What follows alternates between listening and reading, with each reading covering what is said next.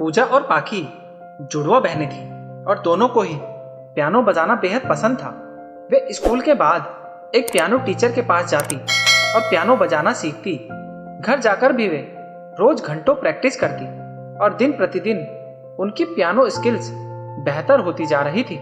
एक दिन क्लास खत्म होने के बाद पियानो टीचर बोले, तुम दोनों के लिए एक अच्छी खबर है। दोनों बहनें गौर से टीचर की बात सुनने लगी। इस बार दुर्गा पूजा के दौरान तुम दोनों को पहली बार स्टेज पे सबके सामने अपना हुनर दिखाने का मौका मिलेगा।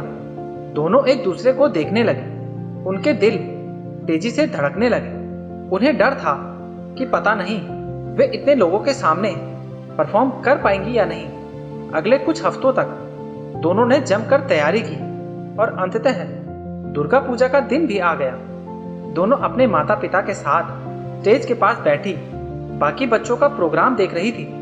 उनके मन में कई सवाल चल रहे थे।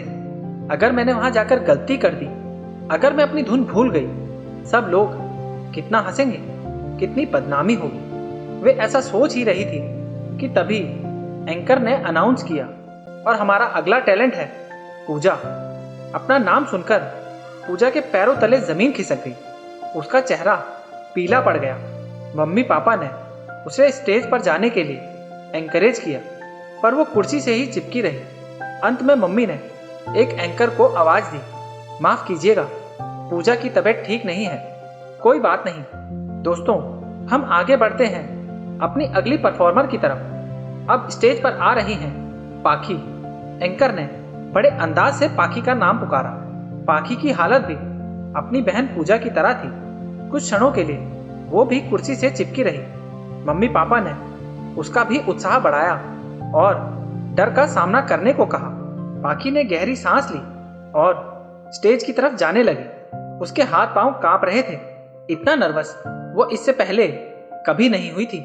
उसने परफॉर्म करना शुरू किया। उससे कई गलतियां हुई। जी में आया कि स्टेज छोड़कर भाग जाए, पर वो टिकी रही और अपनी परफॉर्मेंस पूरी की। पाखी की हिम्मत के लिए तालियों से उसका उत्साहवर्धन किया। इसके बाद फिर दोनों पहले की तरह पियानो सीखने लगे। समय के साथ दोनों में काफी सुधार आया और कुछ महीनों बाद एक बार फिर टीचर ने उन्हें सूचना दी, अगले महीने शहर में एक कॉन्टेस्ट आयोजित हो रहा है और तुम दोनों को उसमें परफॉर्म करना है। इस बार भी पूजा और पाखी एक दूसरे को डर के मारे देखने लगे। जब कॉन्टेस्ट का दिन आया तो एक बार फिर पूजा अपनी सीट से नहीं उठ पाई और पाखी पिछले बार की तुलना में अधिक कॉन्फिडेंट थी और उसने पहले से बेहतर परफॉर्म किया।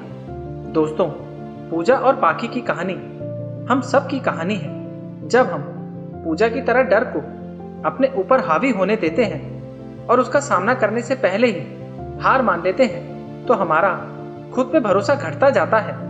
लेकिन अगर हम हिम्मत दिखाते हैं और डर को फेस करते हैं तो हमारा आत्मविश्वास बढ़ जाता है और हम जिंदगी में बेहतर कर पाते हैं। यह भी ध्यान देने वाली बात है कि पूजा और पाखी में कोई अंतर नहीं था। दोनों जुड़वा बहनें थी। सिखाने वाला टीचर भी वही था, लेकिन बस एक डर की वजह से पूजा कुर्सी पर बैठी थी और पाखी मंच में प्रदर्शन कर रही थी। क्या आप भी किसी चीज को लेकर बहुत डरते हैं? क्या आप भी असफलता से डरते हैं? क्या आपने भी असफलता के डर से खुद को बांधे रखते हैं? यदि ऐसा है तो इस डर को अपने भीतर से निकाल फेंकिए और देखिए जिंदगी के पास आपको देने के लिए कितना कुछ है।